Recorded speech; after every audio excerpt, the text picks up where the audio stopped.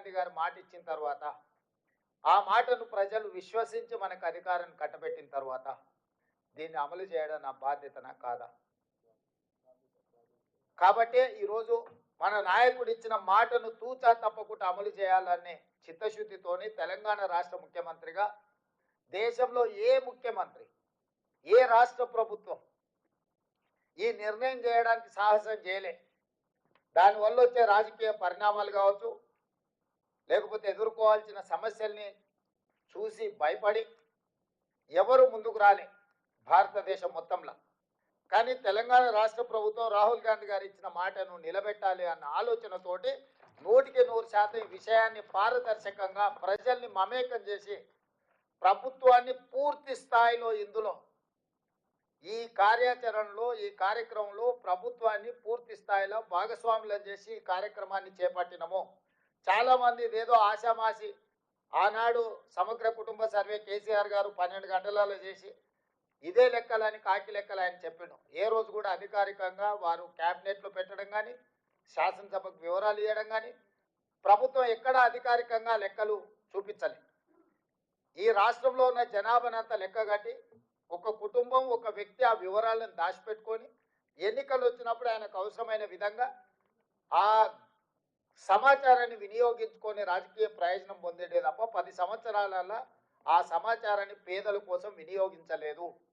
అందుకే కాంగ్రెస్ పార్టీ ప్రభుత్వం ఎప్పుడైతే ఈ కులగణన చేయాలి, ఈ వివరాలను సేకరించాలనుకున్నప్పుడు వివిధ రాష్ట్రాలలో, ఈ దేశంలో ఎక్కడెక్కడ ఏ రాష్ట్రాలు ఇందులో ప్రయత్నం చేసినాయి, ఆ ప్రయత్నాలలో విజయం సాధించిన వాళ్ళు ఎవరు, వైఫల్యం చెందిన వాళ్ళు ఎవరు అని స్టడీ చేసి ఒక అధికారుల బృందాన్ని బీహార్, హర్యానా, కర్ణాటక, రాజస్థాన్ వివిధ రాష్ట్రాలకు తిప్పి అధికారుల బృందాన్ని సమాచారాన్ని సేకరించినము. అదేవిధంగా ఒక మంత్రివర్గ ఉపసంఘాన్ని వీటన్నిటిని పర్యవేక్షించడానికి ఉత్తమ్ కుమార్ రెడ్డి గారిని, దామోదర్ రాజనరసింహ గారిని, శ్రీధర్ బాబు గారిని, మిత్రుడు పొన్నం ప్రభాకర్ గారిని, సీతక్కను ఒక మంత్రివర్గ ఉపసంఘాన్ని వేసి, ఎందుకంటే దీనికి అధికారిక కార్యాచరణ, ఒక అధికారిక గుర్తింపు ఉండాలని మంత్రివర్గ ఉపసంఘాన్ని వేసాం. ఈ మంత్రివర్గ ఉపసంఘము, అధికారిక బృందము వివిధ రాష్ట్రాలలో పర్యటించి సమాచారం సేకరణ చేసి ఆ వివరాలన్నీ కూడా మంత్రివర్గానికి వాళ్ళు వివరిస్తే అక్కడి నుంచి వివిధ రాష్ట్రాలలో వచ్చిన సమస్యలను దృష్టిలో పెట్టుకొని ఇది ఏదో ఒక డిపార్ట్మెంట్ చేస్తే దీనికి చట్టంలో, కోర్టులో ఇబ్బంది వస్తుంది అని చెప్పి ఇతర రాష్ట్రాల అనుభవాలను దృష్టిలో పెట్టుకొని ప్లానింగ్ డిపార్ట్మెంట్ చేయాలని చెప్పి ఒక నిర్ణయానికి వచ్చినాం. ఈరోజు ప్రభుత్వం మొత్తం సేకరించిన సమాచారాన్ని మంత్రివర్గ ఉపసంఘం ఇచ్చిన సూచనకు ప్రభుత్వం నిర్ణయం తీసుకొని దీని ఒక నోడల్ ఏజెన్సీ కింద, ప్లానింగ్ డిపార్ట్మెంట్ కింద అన్ని శాఖలు వస్తాయి కాబట్టి planning department as a nodal agency కింద మనము ఈరోజు నియమించుకున్నాము. ప్లానింగ్ డిపార్ట్మెంట్ ఫైనాన్స్ మినిస్టర్ కింద వస్తుంది. అందుకే ఉప ముఖ్యమంత్రి బట్టి విక్రమార్క గారు ఆర్థిక మంత్రిగా ఉన్నారు. వారి కింద ఉన్న సందీప్ సుల్తానియా ప్లానింగ్ డిపార్ట్మెంట్ హెడ్గా, అధికారిగా సీనియర్ ఐఏఎస్ ఆఫీసర్గా ఉన్నారు. ఈ బాధ్యతను ఉప ముఖ్యమంత్రి బట్టి విక్రమార్క గారికి, ప్లానింగ్ డిపార్ట్మెంట్ సందీప్ సుల్తానియా గారికి అప్పగించడం జరిగింది. ఆ తర్వాత మనము ఈ రాష్ట్రాన్ని మొత్తం 94,863 విభాగాలుగా ఒక్కొక్క క్లస్టర్ 150 ఇండ్లు మొదటి 3 రోజులు ఇండ్ల వివరాలు సేకరించినాం. ఇట్లా ప్రతి ఇంటికి వెళ్ళి ఒక స్టిక్కర్, ప్రతి ఇంటికి వెళ్ళి ఆ ఇంటికి ఒక నెంబర్ వేసి ఫస్ట్ ఇండ్ల సమాచారాన్ని సేకరించినాం. 3 రోజులు ఇదే ప్రక్రియ మీద 94,863 మంది ఎన్రోలర్స్ ఇల్లు తిరిగి ఇంటికి స్టిక్కర్లు అంటించి ఫస్ట్ ఇండ్ల లెక్క రాసుకొచ్చారు. వీళ్ళు పనిచేస్తున్నారా లేదా అని పర్యవేక్షించడానికి 9,628 మందిని సూపర్వైజర్లు, ప్రతి 10 మంది ఎన్రోలర్స్కి ఒక సూపర్వైజర్ని పెట్టాం. ఈ 10 మంది ఎన్రోలర్స్ ఇల్లు తిరిగి ఇంటికి స్టిక్కర్ అంటించి ఆ ఇళ్ళ వివరాలు సేకరిస్తున్నారా లేదా అని చెప్పి సూపర్వైజర్లను నియమించినాం. వీళ్ళ మీద మండల స్థాయిలో ఒక అధికారిని వేసినాం. ఆ మండల స్థాయి అధికారుల మీద ఒక అడిషనల్ కలెక్టర్ స్థాయి, జిల్లా స్థాయి ఇంకొక అధికారిని నియమించాం. ఆ పైన కలెక్టర్ను పెట్టినాం.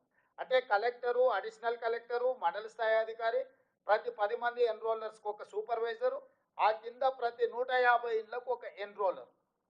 ఇంత వ్యవస్థను పక్కడబందిగా 1,03,889 మందిని ఈ ప్రక్రియలో భాగస్వాములను చేసినాము. ప్రభుత్వంలో ఉన్న 15 శాఖలకు సంబంధించిన సిబ్బందిని మనం ఇందులో వినియోగించినాం. అందులో ప్రధానంగా టీచర్లు, ఇతర విభాగాలకు సంబంధించిన అధికారులను వెళ్ళి ఈ 150 ఇళ్లకు సంబంధించిన సమాచారాన్ని తీసుకురావాలని ఇచ్చినాం. వాళ్ళకి రెగ్యులర్గా గవర్నమెంట్ ఇచ్చే జీతమే ఇస్తే వాళ్ళకి ఇంట్రెస్ట్ ఉండదని చెప్పి ఈ ఎన్రోలర్స్గా పాల్గొన్న వాళ్ళకు కూడా మనం ఒక్కొక్కరికి 10,000 రూపాయలు ఇవి చేయడానికి వాళ్ళకు ప్రత్యేకంగా నిధులు ఇచ్చినాం. 160 కోట్ల రూపాయలు మొత్తం ప్రభుత్వ అధికారులు పనిచేసిన అదనంగా 160 కోట్ల రూపాయల నిధులను కేటాయించి 50 రోజులు నిరంతరం 1,03,889 మంది ప్రభుత్వ సిబ్బంది ఇల్లు తిరిగి సమాచారాన్ని సేకరించారు. ఈ సేకరించిన సమాచారం మొదట ఇళ్లకు ఇట్లా స్టిక్కర్లు అతికించి ఇండ్ల లెక్క తీసినాం. ఆ తర్వాత మొత్తం 8 పేజీల సమాచారం ఇట్లా ప్రతి పేజీలో సమాచారాన్ని సేకరించి చివరి పేజీలో 8వ పేజీలో ఇక్కడ ఇంటి యజమాని సంతకం, ఇక్కడ ఎన్రోలర్ సంతకం, ఎన్యూమరేట్ చేసిన ఎన్రోలర్ సంతకం, ఇక్కడ సూపర్వైజర్ సంతకం. ఇందులో 8 పేజీలలో ఇచ్చిన సమాచారం ఆ ఇంటి యజమాని మొత్తం చదివి ఇన్న తర్వాత సంతకం పెట్టి ఇచ్చిన సమాచారం. ఇది ప్రభుత్వ సిబ్బంది పోయి ఇంటి ముందర కూర్చోనో లేకపోతే ఇంటి బయట ఎవరినో వేరేళ్ళని అడిగి ఇంటి ఆయన ఏ కులమయ్యా లేకపోతే ఇంటి ఆయన ఏం చేస్తాడని అడిగి సేకరించిన సమాచారం కాదు. ఇవాళ ఇక్కడ ఉన్న మిత్రులందరికీ 8 పేజీలల్లా ప్రతి కాలం 57 కాలమ్స్ ఉన్నాయి. దీంట్లో ప్రతి కాలం ఇంటి యజమాని ఇచ్చిన సమాచారంతో పాటు ఇంటి యజమాని సంతకం తీసుకొని వాళ్ళ మొబైల్ నెంబర్ తీసుకొని సేకరించిన ఎన్యూమరేటర్ సంతకం పెట్టి ఈ ఎన్యూమరేటర్ మీద ఉన్న సూపర్వైజర్ సంతకం పెట్టి ప్రతి 150 ఇళ్లకు సంబంధించిన సమాచారాన్ని క్రోడీకరించి కంప్యూటరీకరించినము. 36,000 మంది డేటా ఎంట్రీ ఆపరేటర్లను సపరేట్గా ఈ 1,03,889 మంది సమాచారం సేకరించిన సిబ్బంది కాకుండా డేటా ఎంట్రీ ఆపరేటర్లను 36,000 మంది సిబ్బందిని అదనంగా తీసుకొని ఈ 36,000 మంది సిబ్బంది ఏ ఎన్రోలర్ ఎవరైతే ఉన్నాడో ఆ 150 ఇట్లాంటి 8 పేజీల సమాచారాన్ని తీసుకొని అతనే కంప్యూటర్ ఆపరేటర్ పక్కన కూర్చొని ఒక్కొక్క వివరాలు కంప్యూటర్లో ఎంట్రీ చేయించి, ఎందుకంటే గతంలో సమగ్ర కుటుంబ సర్వే చేసినప్పుడు ఎస్సీ ఎస్సీ ఉపకులాల సమాచారము ఈరోజు ఉన్నాయి 59 కులాలు. కానీ సమగ్ర కుటుంబ సర్వేలో ఒక రోజులో చేరడం వల్ల 82 కులాలుగా ఎస్సీ ఎస్సీ ఉపకులాలను రాసుకొచ్చారు వాళ్ళు. ఎందుకు 82 కులాలు వచ్చినా నేను స్టడీ చేసిన 82 ఎందుకుంది. మోచి MOCHI ఆ కులం, కానీ కొందరు ముచ్చి అని రాసిన పోయినాడు MUCHI అని రాసిన.